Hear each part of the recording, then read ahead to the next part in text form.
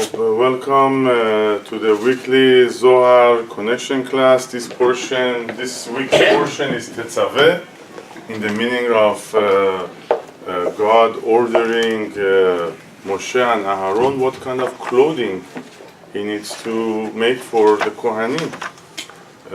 In the Kabbalah language means what kind of a vessel we should have. But before we're going to talk about the parasha, let's talk about where we are in time and space.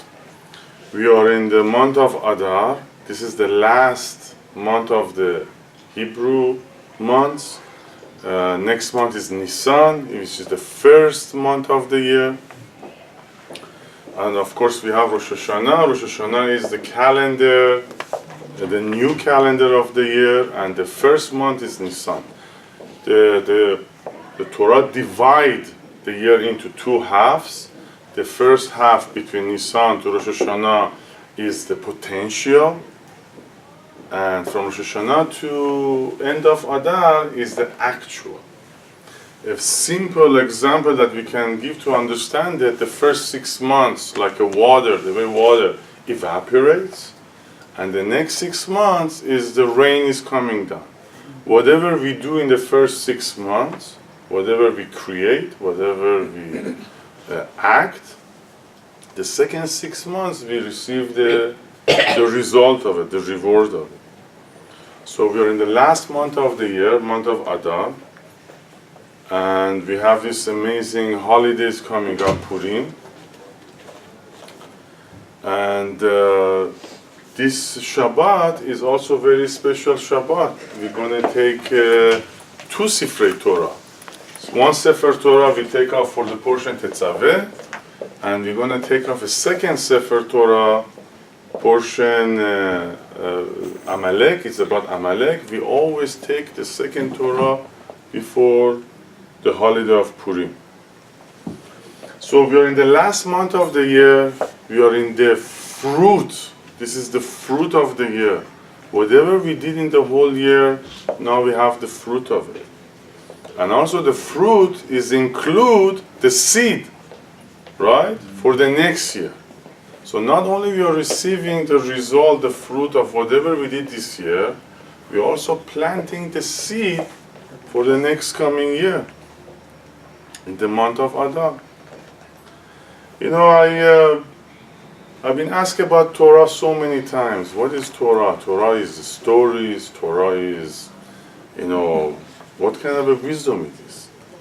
There are so many examples that it shows that Torah is such a divine intelligence.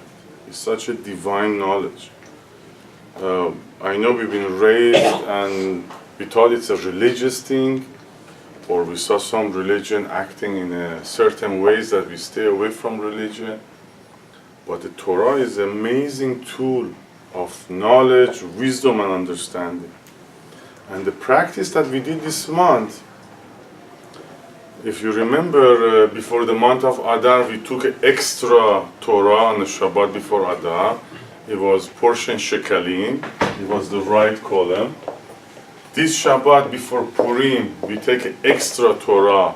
We're talking about Zohar Amalek, is the left column. And right before Nisan, we're going to take another extra Torah portion, Chukat, which is a Para Aduma, which is the central column. So what is this game we're playing with the Torah? What does it mean, this extra Torah we're taking out on the Shabbat? What is this extra reading and intelligence that we need in this month? No other month we behave in such a way that we take off 3 extra Torah during month of Adar. No other time we act like this. It's the fruit of the year, and it's also the seed for the next year. So the Torah is trying to teach us the right column, the left column, and the central column. And it's very interesting. If you look at the Hebrew calendar, the Parashat Zohar, they write it with the red ink. When it says to bring the extra Torah, the portion of Shekalim is black, this one is red, and this one is black. What is all this wisdom? So right in the end of the year, the beginning of a new year, the Shekalim, what does it teach us? The Shekalim says, the portion of the Shekalim, it says to be a giver. It's telling us to give a shekel, to be a giver. Right before the end of the year, right before we're starting a new year, the Torah is reminding us, you have to be a giver in life. Not just giving the money, not just being kind, just a total giver. How much of a giver you are now? How much of a giver you're going to be the next year? If I write a huge check and I donate it to the Kenisa, does it consider me as a giver? It's nice, but are you giving smile constantly? Are you empowering people? Are you encouraging people? How much of your time you dedicate for others? Are you constantly loving unconditionally? How much mercy, how much sacrificing there is in you for others? And again, we all know these wonderful words of love and caring and sharing, but how much do we actually practice? So the first Torah that we take off in the month of Adar, before the end of the year and the new year starts, is want to remind us, be a giver. Giver in every aspect that you can give. Good words and creating happiness and encouraging and empowering and being a good friend and being a good brother, all from A to Z of your everyday life, how much of a giver you are. To start being a giver, you just start from what's in your plate, whatever comes into your life. There are many huge people that they travel the world to be a giver. But for our stage, just to be a giver for what's in your life. From the morning you wake up, what's in your plate? How much of a giver can you be? And this Torah portion that we're going to read this Shabbat, the extra energy that's trying to remind us, it's about Amalek.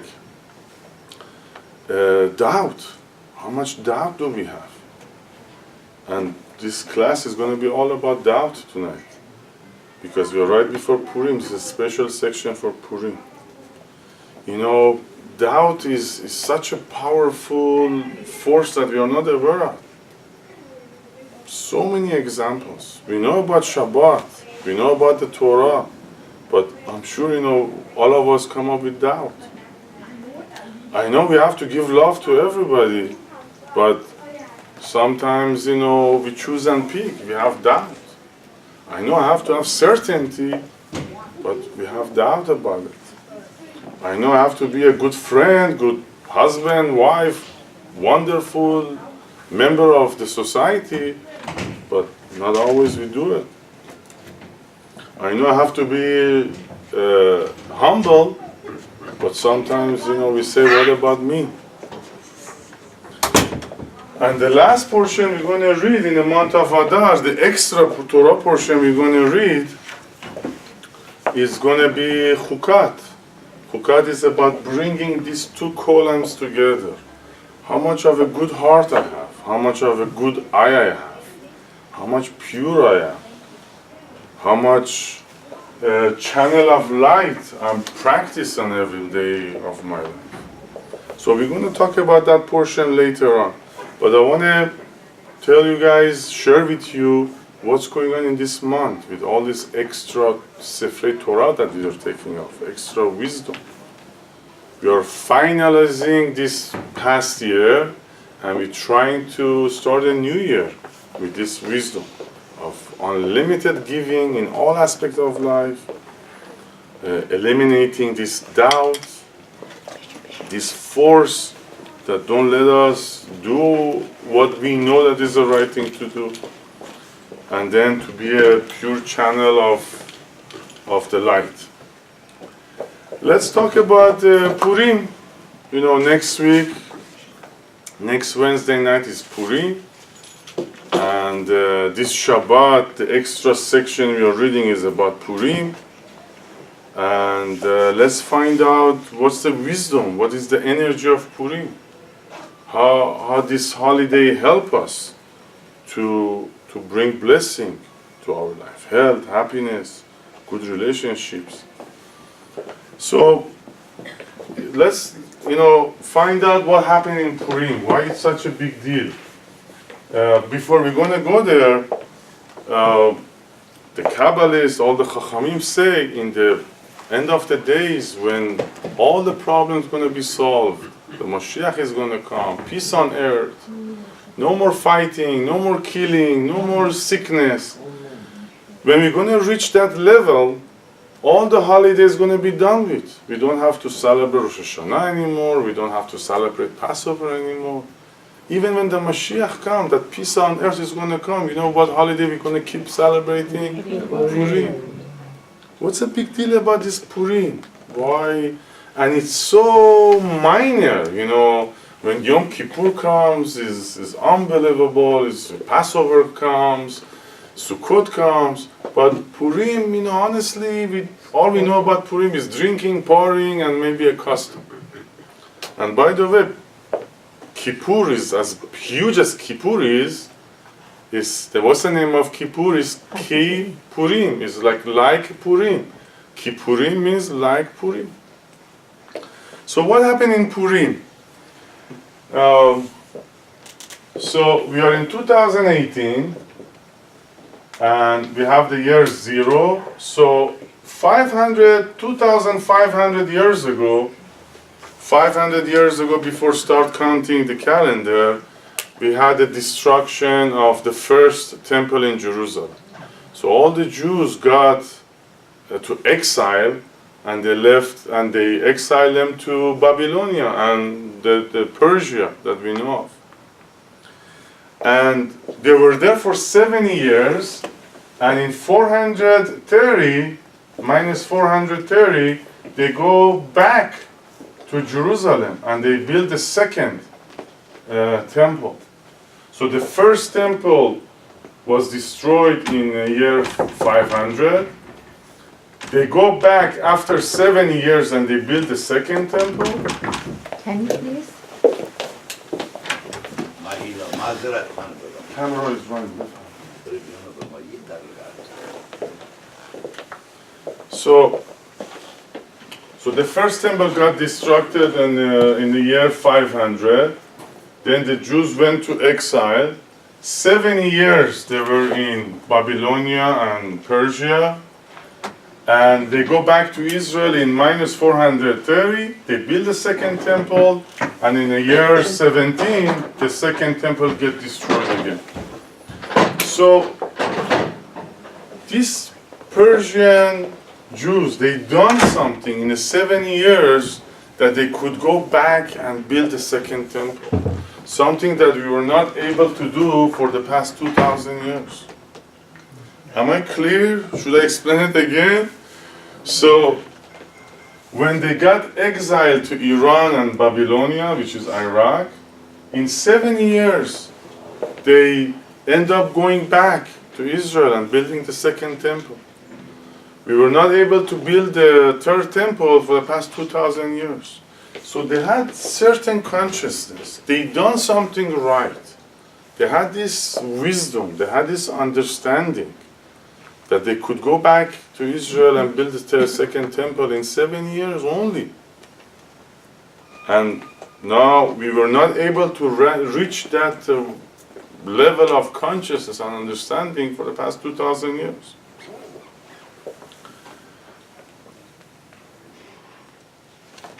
So what is the secret that these people had that we are not aware of? They call it doubt. They call it, in Farsi, shak. In Hebrew, they call it safek. Amalek is the same numerical value of the word safek, means doubt. So it looks like there is a separation in our body. It looks like there is a different, when it comes to acting, we act different. In my mind, in my knowledge, in my consciousness, I know I have to love everybody with no doubt. I know I shouldn't say Lashon Hara. I know I shouldn't steal. I know I shouldn't have a bad eye. I know I shouldn't be jealous. But honestly, do we act that way? We don't. We don't.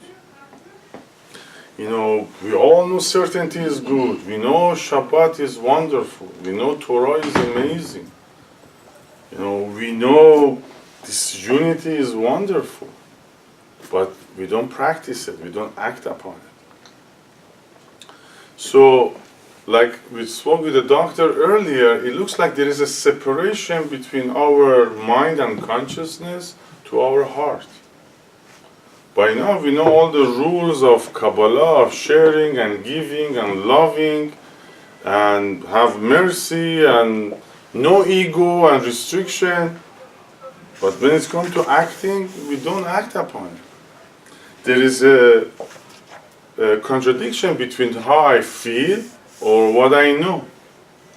We know the rules, but we don't act upon it. We know so many things are good for us, but we don't do it. We know so many things are bad for us, but we're still doing it.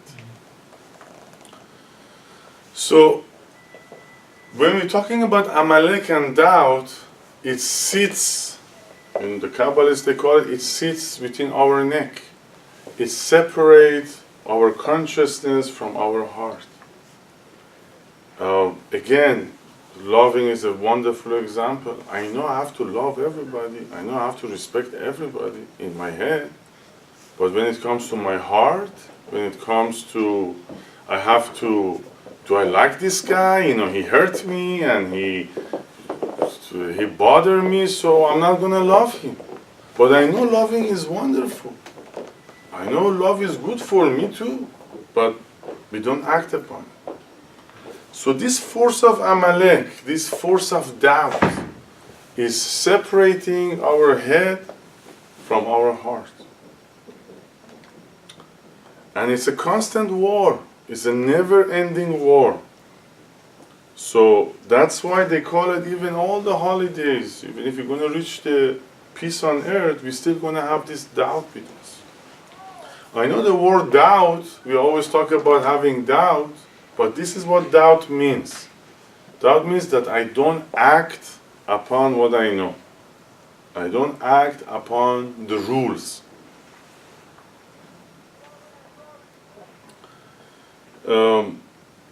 So something happened with these people that within 7 years they were able to go back.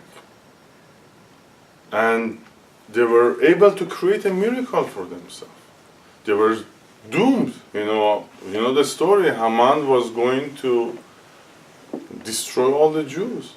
So not only they didn't get destroyed, they become winner and they go back to their homeland and build a second temple. So, we have to investigate. We have to learn. We have to find out what is this force that called doubt, that taking away, stealing these miracles in my life. It's a special reading, so we're going to read from Zohar book number 9. I know some of the good students, they follow the instructions. So we're going to read from the book, and then we're going to explain no more. So we're in book number 9, in page 358. Section 459. So by reading the Zohar, by reading these reciting Aramaic words, we want to learn, we want to get help, we want to connect to the force of Moshe that's going to help us to eliminate this force of doubt within us, that disconnect my knowledge from my feeling. Is disconnect from, I know what the right rules are, from what I feel like to do or not to do. So one more time, we are in page 358, section 459. Don't cross your legs, don't cross your hands. Amar Rabbi Shimon, V'ki kalahi beinecha, karva da Amalek, ta chazai, min yoma det barai alma ad hau zimna umiahu zimna ad dieta malka meshicha ואפילו ביומי דגוג ומגוג לא השתכח כבתיה לאו בגין חיילים תקיפים וסגיים אלא בגין דבכל סתרין דקודשה בריחו הווה. Rabbi Shimon said, is this war of Amalek insignificant in your eyes? Come and behold, from the day the world was created until that time, and from the time until King Mashiach will come, and even in the days of Gog and Magog, Armageddon, there will not be any time comparable. And not because they were so mighty and numerous, but rather because it was in the all aspect of the Holy One, blessed be He. So, again, this portion of the Zohar says it's a constant war. It's a constant war with Amalek, with this doubt. Because in reality, we are addicted to the ego. We are addicted to ego. It's not because we are not smart. It's not because we don't have the knowledge. It's not because we don't have the wisdom. It's because we are addicted to ego. And the guilt kicks in, and I'm worried about tomorrow, and I'm worried about yesterday, what happened yesterday. We are addicted to selfishness. So that force that called Amalek, doubt, separate us from acting upon what we are knowing. We know that we have to volunteer and we have to give love, but when it comes to feeling, we don't act upon it. We know we have to study Torah, but we don't do it enough. We know we have to respect everybody, but somehow this Amalek, don't let us respect everybody. We know that we have to have restriction, not to react to situation, but we still react to situations. And we know we have to share, but sometimes, again, we choose and pick. So it's a constant war against this force that don't let me implement, don't let me act upon what I know is the right thing to do. We know how damaging Lashon Hara is, but we're still doing it because this doubt kicks in and tells us, it's no big deal. So the Kabbalists come up with this word that it says a deeper knowing. There is a big knowing, I know the rules, I know what's the right thing to do, but there is a deeper knowing which is in my heart. That, again, I let my feeling to control the situation. I let my ego to control the situation. I have doubt about the knowledge and the wisdom that I acquired over the years.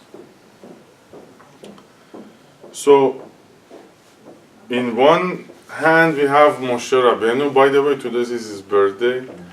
In one hand we have Moshe Rabbeinu. In the other hand we have this force of Amalek. And we know the story in the Torah. Each time Moshe raised his hands, we won against Amalek. Each time we have certainty, no doubt, we won this war. But each time our guard is down, our certainty is down, we lose this war to Amalek.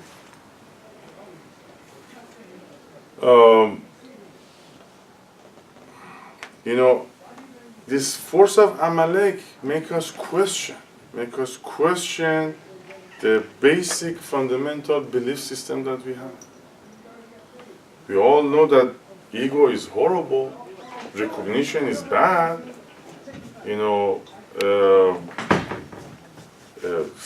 appreciation to a certain level, too much appreciation is not healthy, but our ego asks for it. Where's my title? Where is my name? How come you don't mention my name? How come you don't write down my name?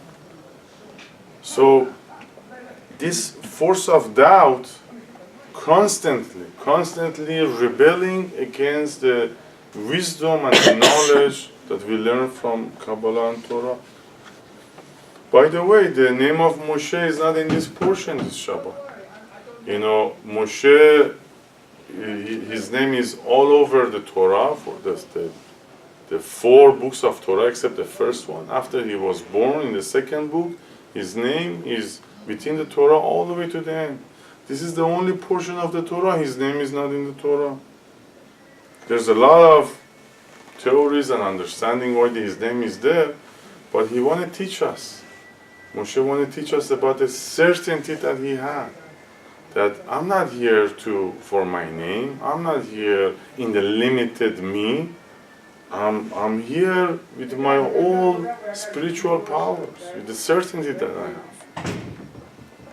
He want to show us that as much as we are addicted to this ego that recognize me, say my name, appreciate me, say thank you to me, he took his name out of the book this time to show us that how we can fight this Amalek, how he is fighting his Amalek. So, the problem is not knowing. You know, we've all been students of Kabbalah for many years. The problem is not knowing. The Amalek lets you study. The Amalek lets you learn. It lets you go through the steps and elevating yourself higher and higher. But he won't let you to act upon it. He won't let you practice it in your life. So the problem is not knowing, the problem is acting. With our head, yeah, we learn all the rules, we learn all the formulas, but this force doesn't let us to implement it in our everyday life. You know, so many examples I can give you guys. You know, Shabbat is such a wonderful day. You know, honestly, like, you know, we say sometimes maybe it's too cold, or maybe it's too difficult, or I don't know, I don't feel right, or I don't feel good about Shabbat. Who's keeping us away from this amazing day, amazing experience? That's force of doubt. You know, that's force of doubt. That maybe it's only stories, maybe it's only a religion. So there's a lot of philosophies kicks in. That maybe I should go to somewhere else, that the language is easier for me. So, again, I repeat this powerful sentence. Knowing is not the problem. Acting upon it is the problem. So it's a constant war against this Amalek, that I want to act upon what I know. Unconditional love, unconditional sharing, unconditional certainty. The war is remove this inner doubt in our subconscious. I want to do a positive act. I want to do a sharing act. But then I have these thoughts comes in, and maybe you shouldn't do it. Maybe they don't recognize you. Maybe they don't appreciate you enough.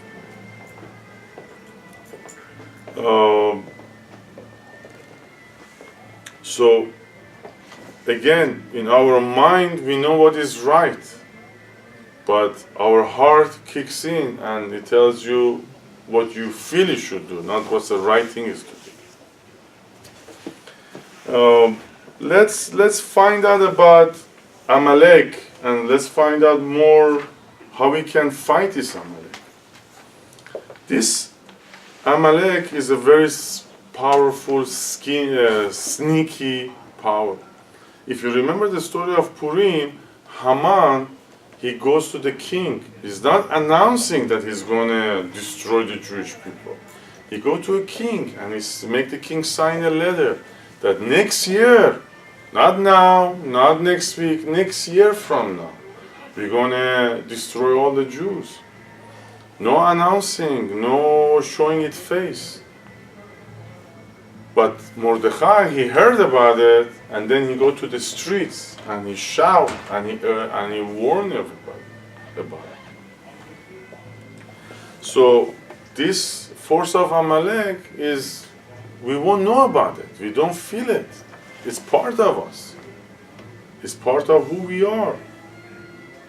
And it's not showing itself, and it's not showing its destruction and power. But little by little, down the road, we feel like how damaging it is. All the doubts, all the judging, all the hate, all the anger, all the separations. If we practice hate, we don't see the result today, but down the road, God forbid, it show itself in health issues, in business issues, in relationship issues, separation, judging, controlling, ego. So it's a very sneaky power. We're not aware of it. It's come within and doesn't let us to do our transformation. So what happened with the Jews in Purim? How they created this miracle? They become united. They become one. When Mordechai announced that they're going to destroy all of you guys, so they become united. They become one. They practice love for each other. They love as neighbor as yourself. Maximum of sharing, maximum of unity. No entitlement, no higher or lower positions. They just become one united soul. No for recognition, no, we don't know any of their names. We only know about Mordechai. They were not for recognition. So they were able to create this miracle. They were able to save themselves from this decree or from this negative force by eliminating this Amalek. We know that they get together for 3 days. They were studying, they were united, they were fasting, they become totally spiritual. No doubt in none of our practices. And that's how they created the miracle. We're going to read from the Torah about this extra portion that we're going to read this Shabbat. If you don't have the Torah, it's fine. I'm going to read it really fast, and we're going to explain about this force of Amalek, and we're going to find out how we can destroy. Actually, the Kabbalists believe we cannot destroy this Amalek, but we can step by step add to the level of the certainty that we have. So extra Torah portion we're going to read this Shabbat is, this is the one. I'm going to read it fast and we're going to explain it. It says Zohar, it says remember. That's a very interesting word the Torah is using. It says Zohar et Amalek. Zohar et asher asa lecha Amalek b'derech b'tzetchem miMitzrayim asher karach b'derech. Remember the word karach. We're going to talk about it. ויזנב בך כל הנחשולים אחריך ואתה עייף ויגע ולא ירא אלוהים והיה בהניחו אדוני אליך מכל אויביך מסביב הארץ אשר אדוני אליך נותן לך נחלה לרשתה תמחה את זכר עמלק מתחת השמיים לא תשכח. He says remember Amalek. It's a very powerful word the Torah is using. It's not saying to fight Amalek, it's not saying to eliminate Amalek, it says remember Amalek. When you have to remember it, when you're tired, when you're lazy, when you are not in a right, you lose the level of your certainty. And I said that remember the word karach. Karach in Hebrew means that he's waiting for you.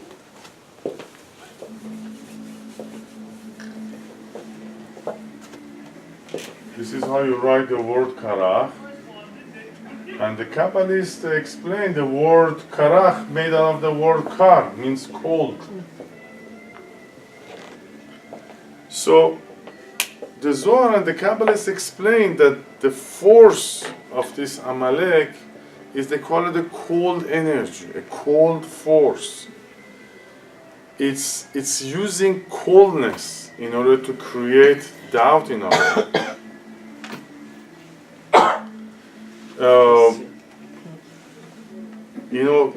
The Torah is so amazing. It's such a wonderful, and I highly recommend everybody learn Hebrew. When you learn Hebrew, you open such an amazing window of understanding. So, what is the main power of Amalek? Is the coldness. How we explain coldness? is that there is a lack of urgency to change. I'm going to repeat. The Amalek uses a force cold, or the cold we can explain as lack of urgency to change. Lack of urgency of what I need to change. We know we are judgmental people. We know that we are looking for recognition. We know we are maybe jealous. We know maybe we are having a bad eye, or we know we are gossiping and we are using evil tongue. But this Amalek, this force of Amalek, come and tells you, you know what? I know it's a bad habit that you have, but there is no urgency. It's okay. You can continue doing this negative act. There is no urgency about it.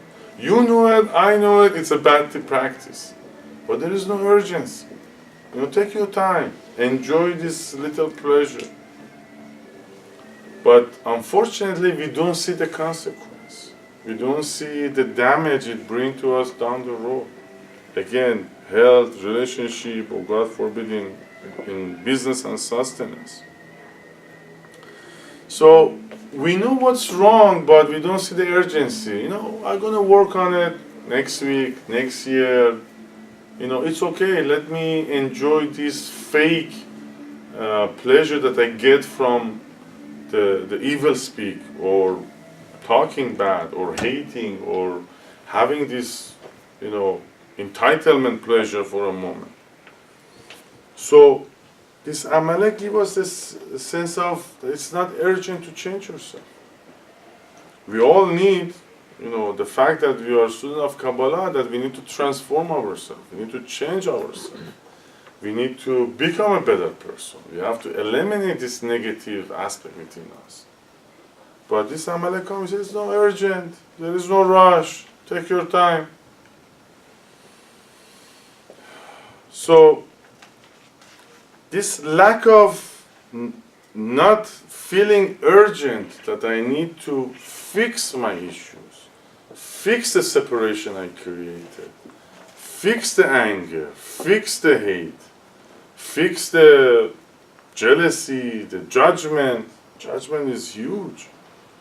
If you're constantly judging, if you're constantly evaluating people, we know it's wrong, but we don't feel like it's urgent to fix myself.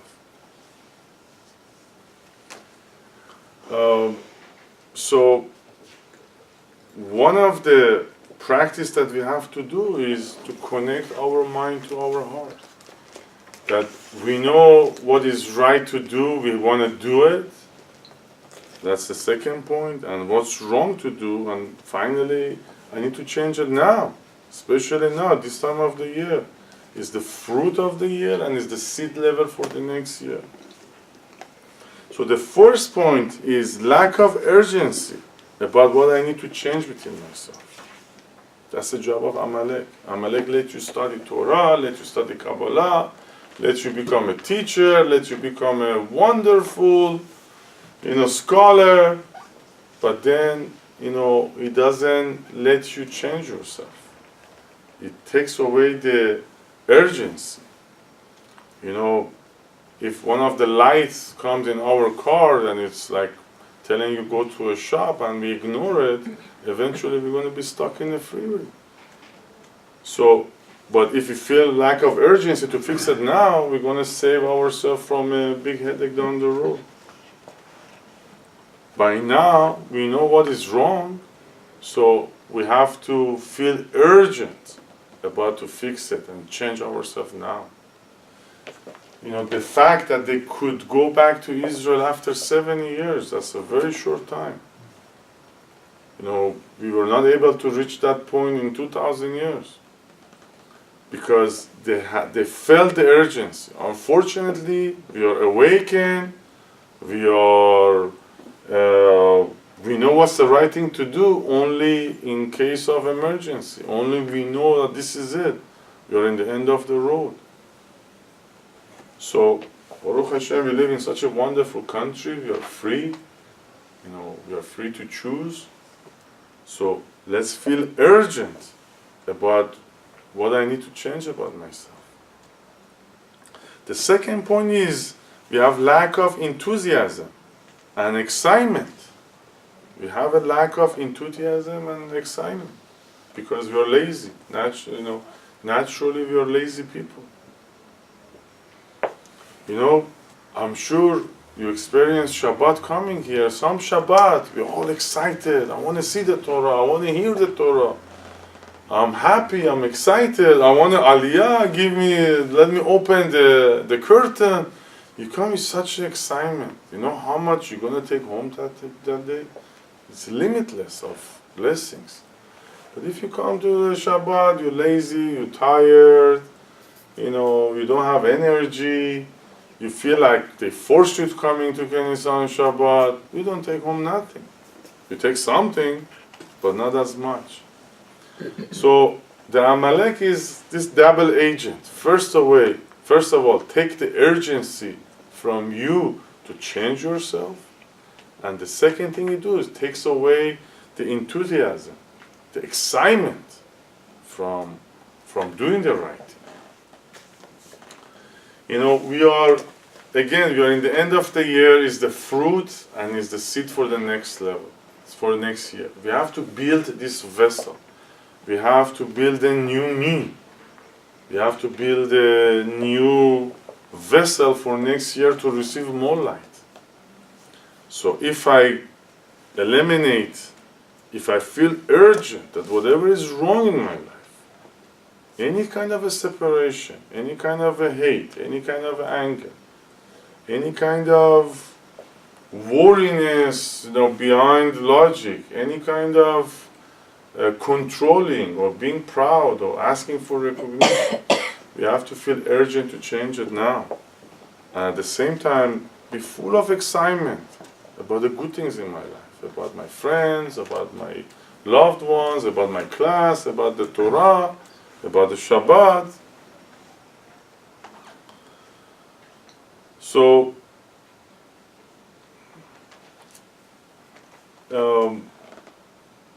this Amalek, that's a beautiful lesson. There is another numerical value that Amalek is equal to. So we said Amalek is equal to Safek, means doubt. Also it's equal to El Acher. It's amazing, you can check it at home. It's the same numerical value. Amalek is equal to El Acher, other gods. El Acher means other gods. So this force of doubt is also equal to other gods. Through our history, when we're going to read the Megillah, if you understand Hebrew, they all gathered together. They all were one. They all were studying Torah. They all doing tefillah. They all become one, total certainty in the Creator, in Moshe and the Torah. Look at us over the past 2,000 years. How many philosophies, how many other ideas, how many new understanding, came to us. Some of them, they speak very kindly and nicely and we fall for the language. Some of them, they manipulate our mind. They try to teach us new ways of spirituality. But the Torah is so smart. This intelligent, predicted the future until the end of the days. It knew that there is some other God, some other philosophies, some other teachings going to come across. That we're going to have doubt about the Torah. What saved the Jews in Purim was the Torah, nothing but the Torah. So, are we falling for other gods, other philosophies, other understandings? I mentioned in the class for many, many times. What is our nation's secret?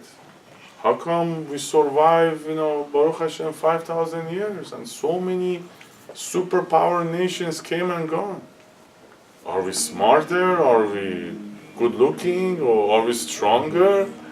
The only secret is the Torah, the connection to the Torah. So one of the strong forces of Amalek is that let you have the Torah. We have the Torah, but we ignore it, and we go after other gods, after other understandings. Again, when we talk about Torah, it's not from the religious aspect, it's not the story aspect of the Torah. Torah is a technology. It's a technology of how to live. It's not the stories, I wish for you to, Bezrat Hashem, you're going to get it in the next few years. You're going to look at the Torah, the layers of the wisdom, the layers of understanding. The very basic, is stories. But you see the secrets. Last week Torah reading was amazing. It doesn't make sense at all. We were talking about building the tabernacle. The whole Torah reading was about how to build a tabernacle. What do you have to do with my life?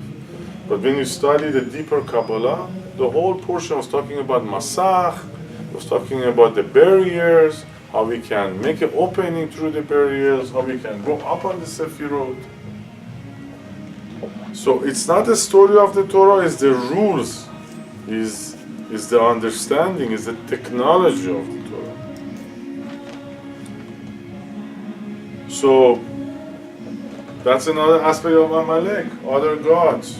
Or I have a heavy mind, I'm cold, I'm not excited person. I know I have to give, but my heart don't let me to give. So this is as far as Amalek. Let's talk about another practice, amazing practice we do on Purim.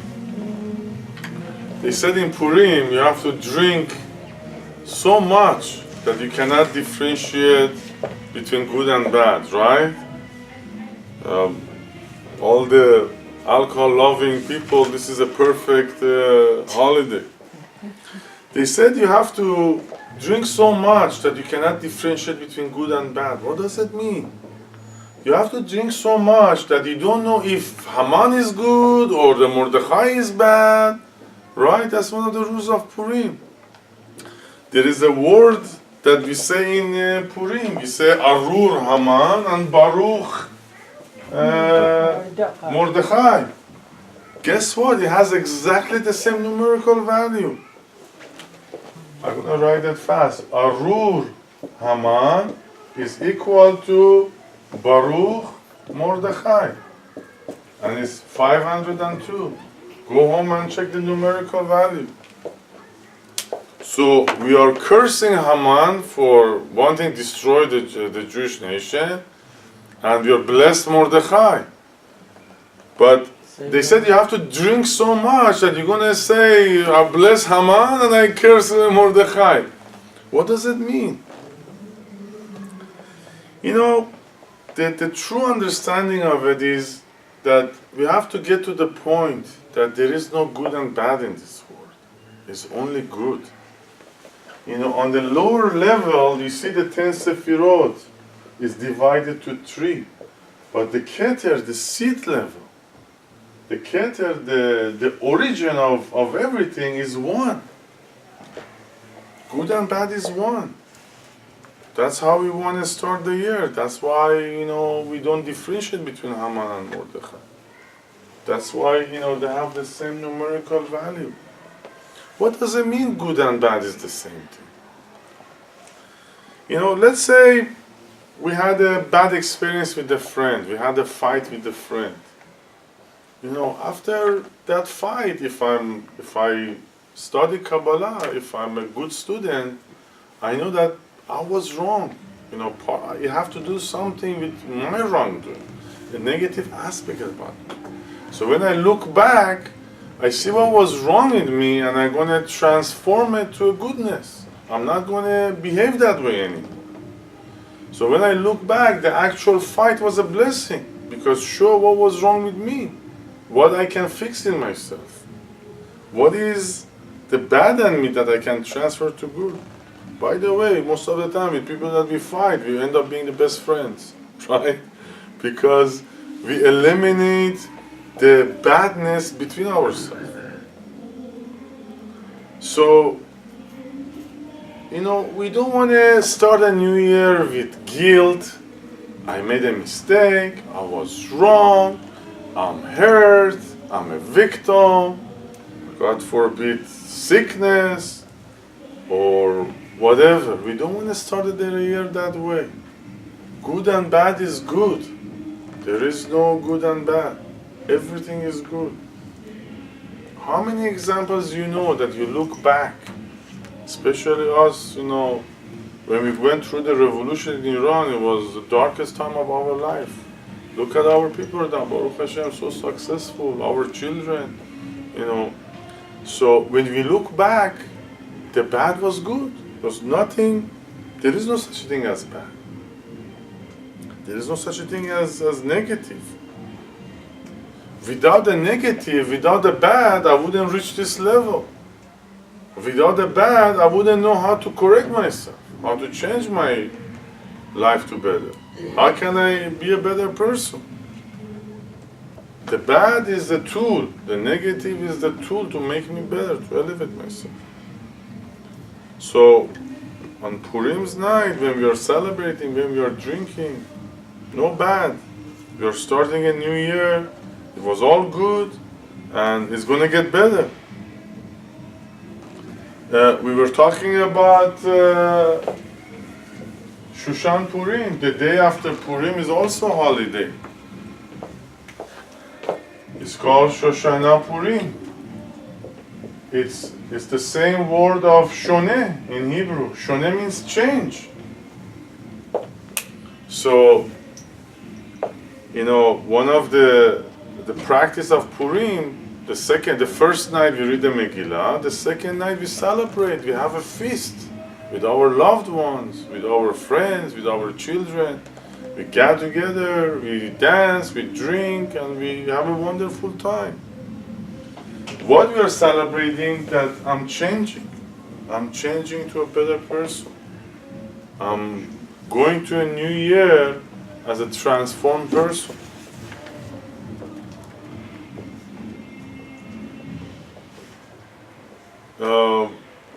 There is a huge concept in Kabbalah that negative force, Satan or Amalek, or any negative force, they exist because we give them the power. If we look at bad as a bad thing, if you look at the negative thing as a bad thing, we are feeding the Satan, we are feeding the negative force. The only way to fight this negative force is by thinking that it's a good thing. It's not a bad thing, it's a good thing. That's the only way to eliminate that force from our life. There's a good example, a bully in school. As long as you're afraid of it, you give him power. The moment you're not afraid of the bully, you take the power away from him. The Zohar says each time we fall into these negativities in our life, it's like we're bowing down to the Satan. The strongest tool against fighting Satan is by being happy, by being Shoshana, by changing ourselves. There's no bad, there's no negative. How many times we visit the sick, if you tell him, yeah, you're sick, look at all the red lights, he's going to feel worse. But we tell him, Baruch Hashem, Bezat Hashem, you're going to come out of it, you're going to feel better. So, we are taking away the power from Satan by switching the consciousness from bad to good. So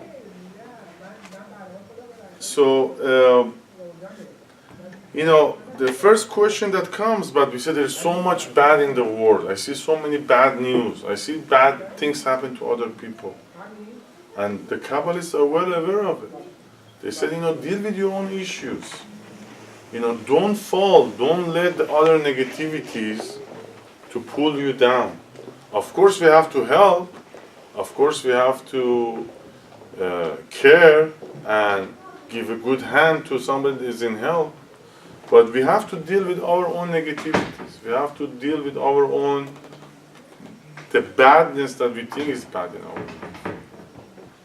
Don't let all the bad news to draw you down. So what is we're reaching the 1 hour time. There is so much more to talk. What is the practicing of Purim that we can eliminate this doubt, have happiness and enthusiasm? Again, it's not a one-day thing. It's the seed level for the whole year next year. First thing that you're supposed to do is come to this Shabbat and listen to the Torah reading, to Zohar and Amalek, that is special section that we are doing this Shabbat. For whoever came late, this Shabbat you're going to take 2 Sifrei Torah, one for this week and one extra about Amalek and Purim. And I'm so proud of whoever that's attending our Shabbatot. That's how we started. We came to classes and we came to the Shabbatot. That's the way to do it. So the first act of Purim is to come and listen to the reading of this Torah portion. It's a special reading. The Kabbalists recommend to everybody hear this part of Zohar Amalek, even the children. Oh, I forgot to tell you about the word Zohar, remember. We have to remember that our heart going to deceive us from what we are knowing. It's not saying to fight Amalek, to destroy Amalek. He says, remember Amalek. You know what is the right thing to do. You know that you have to forgive. You know that you have to give love. You know that you have to do all the goodness that we learn. But remember, your heart is going to deceive you. Your heart won't let you do the right thing. Because we are addicted to this ego. That, what about me? It's my time, it's my money, it's my proud, it's my title. That's why the Torah uses the word remember. Remember that your heart is going to take you against what you know. The second thing you are supposed to do is to listen to the Megillat Esther.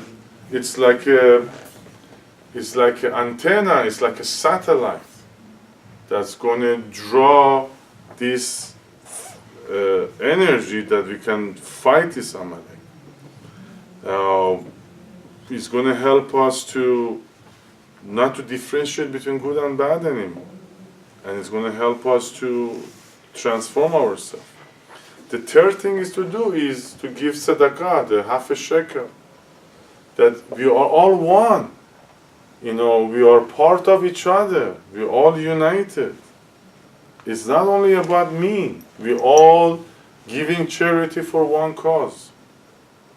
The next thing to do is to give gifts. Gifts means that there is we're all one. There is a circuitry between us. The Satan and the Amalek tells you, no, think about yourself, don't be a giver, but we give gifts. The fifth one is the feast, is the day after Purim, Shushan Purim. Feast and eating and joy and happiness and excitement and dancing. That's how we want to start the new year. And the last one, what we do, we have a custom, we put a mask. What is this, the meaning of this mask? Means that I'm limitless. I can be whoever I want to be. This ego, don't let me change. You know, I have this certain desire, certain understanding. Then don't let me go behind my limits. There is nothing I need to achieve, nothing I need to be recognized for, nothing I expect from others. I can be anything I want. It's a limitless me, like Moshe, like the way Moshe is not showing himself in this Torah portion. We want to be limitless too. There is, and another thing about a mask is don't take life so seriously. Have fun. It's no big deal. Don't take the bad and what's lacking in our life so seriously. Have fun. There is one famous saying that the one car race driver says. He says there was one of the most successful car racer in the world. He said a very interesting sentence. He says, if everything seems under control, you are not going fast enough. One more time, if everything is under control, you are not going fast enough. We put the mask because it's not really me that controlling my life, let it be. Let it be. I want to finish something I read, there is so much more from Rabbi Ashlag, from Ari, but we want to unite the heart and mind. I want to practice what I know. I want to dress for success. This portion is talking about the clothing of Aaron. I want to dress for success. And what is my dress? My dress is my talking, the way I look, the way I walk, the way I act. We want to talk with a good heart, with a good eye, with caring and loving and sharing and smiling. That's want to be our libush, our clothing for the next coming year. The more I work on myself, the Zohar says, we become clear, we receive the light and we project light in a much better way. It's not going to be through colored glass, it's going to be through clear glass. What I want to share with you from Ari, and we're going to end the class week, is amazing from Ari. He says when the mothers, they breastfeed their babies, you all mothers and you all remember that. When a mother breastfeeds the baby, she doesn't go through the monthly cycles, right? So Ari says that the blood that was supposed to come out of the mother is coming out as a milk toward the baby. So imagine when your life, you are a giver, the same way that you look at your child, the same way that you were looking at your children breastfeeding